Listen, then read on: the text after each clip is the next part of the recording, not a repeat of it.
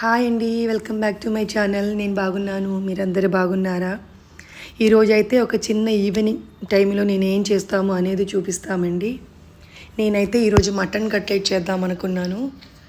ఎందుకంటే రోజు ఏదో ఒక స్నాక్స్ మా ఇంట్లో చేస్తామండి. ఈరోజైతే మటన్ కట్లెట్ చేస్తున్నాము. మా బాబు ఈవినింగ్ కాలేజ్ నుంచి వచ్చేసరికి ఏదో ఒకటి చేస్తాను నేను. సో అన్నీ ఇష్టం ఫుడ్ బాబుకి, కానీ అందుకని వేడివేడిగా ఏదో ఒకటి చేస్తే హ్యాపీగా ఫీల్ అవుతాడు కదా, అందుకని నేను చెప్పేసి ఇది చేస్తున్నాము. ముందుగా బాండీ పెట్టేసుకొని ఒక 2 టీ స్పూన్ ఆయిల్ వేయాలండి. దానిలోకి ఒక 1 టీ స్పూన్ సోంపు వేయాలండి.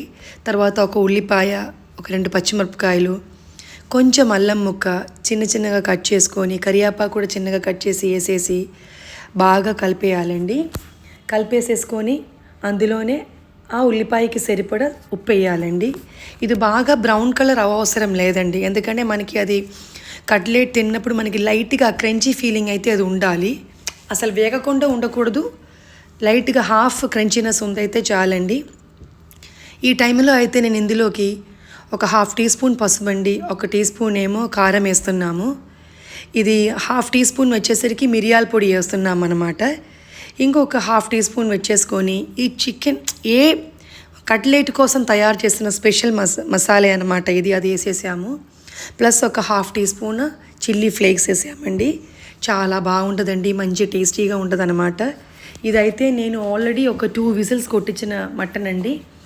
మటన్లో ఉప్పు, పసుపు, మిరియాల పొడి వేసుకొని నీళ్ళు పోయకుండా విజిల్ కొట్టించామండి. ఇదేమో బంగాళదుంపలు తురిమామండి, 2 బంగాళదుంపలు తీసుకున్నాం అనమాట. ఉడకబెట్టిన బంగాళదుంపల్ని తురిమేసి తీసుకొని కలిపితే చాలా బాగుంటుంది. సో ఇది ఇప్పుడు ఏంటంటే లో ఫ్లేమ్లో పెట్టేసుకొని మిక్స్ చేసేసుకోవాలండి. చేసుకుంటే బ్యాటర్ చాలా బాగుంటుంది అనమాట. బ్యాటర్ కాదండి, ఇది ఒక మీడియం కన్సిస్టెన్సీలో ఉండాలి. సో మనకి పిండి అది ఈ డో మనకి పట్టుకోవడానికి వీలుగా ఉండాలండి. ఏ షేప్ అయినా వాడచ్చు. ఇక్కడైతే నేను మామూలుగా మీరు చూస్తున్నారు కదండి, చేతో ఇలా జస్ట్ తీసేసుకొని నొక్కేసి అలా పెడుతున్నాం అనమాట. తర్వాత ఇక్కడ ఒక 3 టేబుల్ స్పూన్ కార్న్ఫ్లవర్ వాడుతున్నాం అనమాట. వాటర్లో వేసేసుకొని లైట్గా కన్సిస్టెన్సీ మీరు చూస్తున్నారు కదండి, అలాగే కలిపేయచ్చు. యాక్చువల్లీ అయితే ఎగ్ వైట్ కూడా వాడచ్చండి ఇందులో. నేనైతే ఈ మధ్య అలాగే ఎగ్ వైట్ వాడట్లేదు. సో కార్న్ఫ్లవర్లో అంటే 2 బాగుంటుంది. సో ఇప్పుడు నేను ఇక్కడ కార్న్ఫ్లవర్ తీసేసుకున్నాం అనమాట. అది బ్రెడ్ పౌడర్ అండి.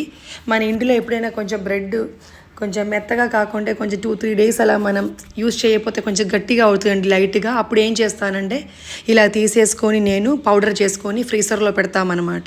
సో ఎప్పుడు మనకు అవసరం ఉండేది అప్పుడు వాడుకోవచ్చు అనమాట. ఇలాగ కార్న్ఫ్లవర్ అది దానిలో వేసేసుకొని తర్వాత ఇంకా ఏంటంటే బ్రెడ్ క్రమ్స్లో వేసేసుకొని అలా జస్ట్ చేత్తో అలా ప్రెస్ చేసి పెడతామన్నమాట. ఇది ఈవినింగ్లోకి చాలా మంచి స్నాక్స్. మనకు కావాలైతే ఒకేసారి ఇట్లా చేసేసుకొని చికెన్, మటన్, ఇది ఎన్ని ఫిష్ అయినా ఎన్ని రోజులైనా మనం ఇలా ఫ్రీజర్లో పెట్టేసి ఎప్పటికప్పుడు కావాలైతే ఫ్రై చేయొచ్చండి. ఎగ్ ఒకటి మాత్రం ఎప్పటికప్పుడు చేస్తే బాగుంటుంది అనమాట.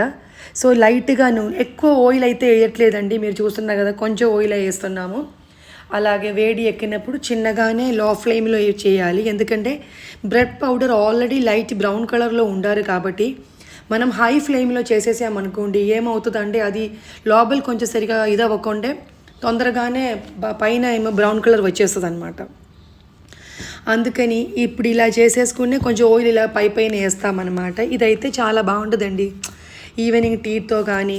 లేదు ఇప్పుడు మా బాబుకి అయితే పాలు, టీ, కాఫీ ఇట్లాంటివన్నీ అలవాటు లేదండి.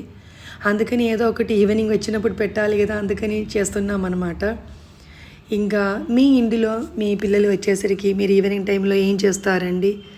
రోజు ఫ్రూట్స్ తినాలంటే తినలేడు కదండి, ఒక్కొక్కసారి కొంచెం డిఫరెంట్ చేంజ్గా ఉండాలి కదా, అప్పుడు ఇష్టంగా తింటారు కదా. ఇప్పుడు మీకెవరికైనా ఇది ఇప్పుడు ఆయిలీ ఫుడ్ కదా, కొంచెం ఎక్కువ ఆయిల్ అవుతుంది అనుకుంటే ఎవరిదైనా ఇంట్లో మనకి ఎయిర్ ఫ్రైయర్ ఉన్నా కూడా ఎయిర్ ఫ్రైయర్లో పెట్టుకొని అయినా చేయొచ్చండి. ఎయిర్ ఫ్రైయర్లో చేసుకున్నా మనకు అందులో ఆయిల్ అవసరం లేదు. జస్ట్ ప్రీహీట్ చేసేసుకొని జస్ట్ తర్వాత ఇది పెట్టేసుకొని ఒక 200 degrees సెల్సియస్లో ఒక 20 minutes ఫ్లిప్ చేసుకుంటే సరిపోతుంది. చాలా క్రిస్పీగా క్రంచీగానే వస్తుంది, మంచి టేస్టీగానే కూడా ఉండదు. కానీ ఇక్కడైతే నేను నిన్న కొంచెం లైట్గా వర్షం పడింది, అందుకే నేను చెప్పి ఆయిల్ ఫ్రై చేస్తున్నాం అనమాట. కట్లెట్లో చాలా కట్లెట్స్ ఉన్నాయండి. నాకైతే వెజ్ కట్లెట్ అంత పెద్ద ఇష్టం అయితే లేదండి, నాకు ఎక్కువ ఇష్టం చికెన్ కట్లెట్. ఎగ్ కట్లెట్ కూడా చాలా బాగుంటుందండి, మంచి టేస్టీగానే ఉంటుంది. కిట్టి పార్టీస్లో కానీ ఏదైనా మనకి డిఫరెంట్గా ఉందనుకోండి, ఎప్పుడు అన్ని బర్గర్లు పిసాలు అయితే కూడా అంత ఇదిగా అనిపించదు కదండి.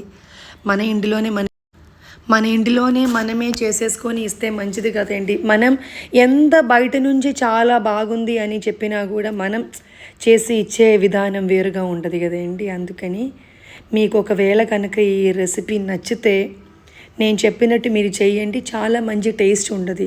ఇప్పుడు మీరు అనుకుంటారేమో అసలు సోంపు ఎందుకు వేసారునా. యాక్చువల్లీ అయితే ఇందులో జీలకర్ర పొడి ఇదన్నీ వేయము. దీనికి కట్లెట్కి సపరేట్ ఒక మసాలా ఉంది, మసాలాలో అన్నీ ఉందన్నమాట. సోంపు ఏంటంటే ఈ చికెన్కి మటన్కి ఒక డిఫరెంట్ స్మెల్ అయితే ఉంటుంది కదండి, ఒక నీస్ స్మెల్ ఉంటుంది కదా. సో ఆ నీస్ స్మెల్ ఉండకుండే ఆ సోంపు వేసుకుంటే దీన్నే కవర్ చేస్తుంది అనమాట, చాలా బాగుంటుంది. Thank you.